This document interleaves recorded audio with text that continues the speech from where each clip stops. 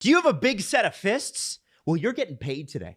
You're getting paid in the NHL. Luke Shen, 3 years, $2.75 million per. Ryan Reeves, 3 years, $1.35 million per. And we got two new ones. And this is whopping money. We were told before this free agency that a lot of players are going to walk away sort of disappointed with the amount of money they're going to make. I guess except if you're a tough guy. Radko Gudas to the Anaheim Ducks for $4 million a year. Erik Johnson just signed as well with the Buffalo Sabers, $3.25 million for the Avs legend. Okay, so... But first, Sports Interaction. Oh, yeah, that's right. Hey, video is brought to you by Sports Interaction. Remember, get in on the action with Sports Interaction. You can also bet on free agency and all the other things all year long. SportsInteraction.com/STPN. The Fists are making big money. Why?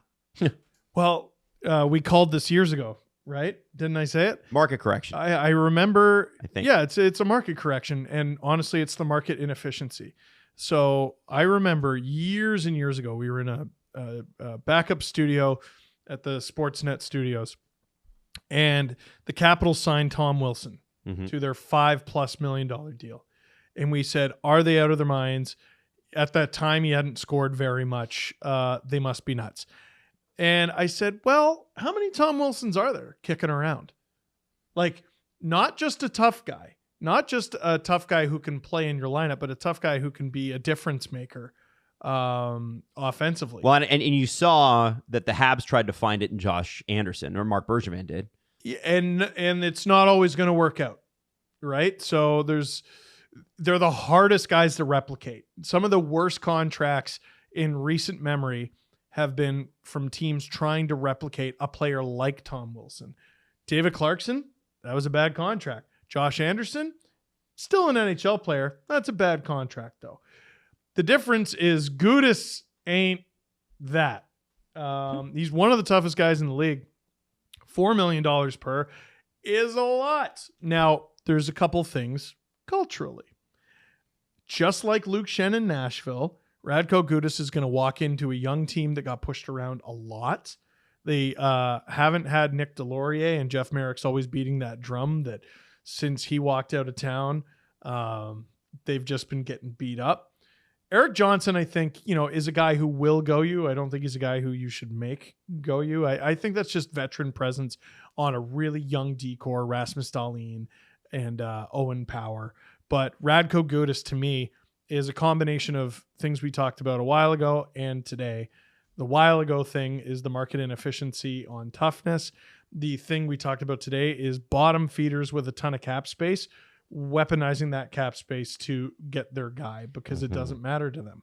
Jesse, what do you think Erik Johnson brings to the Buffalo Sabres? Oh, I absolutely love this deal for the Sabres. Why? It's exactly what they need. Like How is he going to make this about video games? Is what I'm trying to figure out. I drafted him once in my NHL game. This is exactly what the Buffalo Sabres need. They have young scoring defensemen. They have guys who can carry up the puck and do all the fun stuff that you like, that makes the highlight reels. And what they didn't have was an Erik Johnson type. And like you said, they have the cap space to spend, and it's 1 year. It's a lot of money. Yeah. But that's the beauty of this deal. It's 1 year. It's not a 3-year deal like Gudas got. It's the 1 year of Erik Johnson. If it doesn't go well, who cares? You can get rid of it at the end of next year. And it's exactly what they'll need in their lineup to support all of the spectacular young talent that they have. Which team...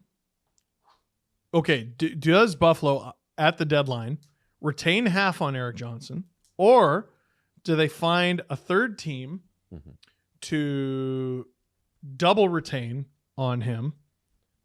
And how does that trade end up with him going back to Colorado? The Buffalo Sabres are keeping Erik Johnson at the deadline as their own rental as they go for the playoffs. They're going to go for Dangle. it. They're going to go That's for what's it. going to happen. They're going to be fighting for a playoff spot, and they're going to have Erik Johnson, a Stanley Cup champion, to support them. Listen, a team with Cale Makar did just fine with Erik Johnson on it. Buffalo is hoping they have a couple guys who can maybe not replicate Cale Makar, but can come somewhat close. So why not? Divisionally, the Ducks are obviously not a threat in the Pacific. We know that.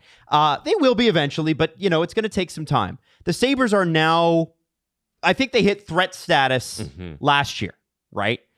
not just threat to make the playoffs, but threat to embarrass you.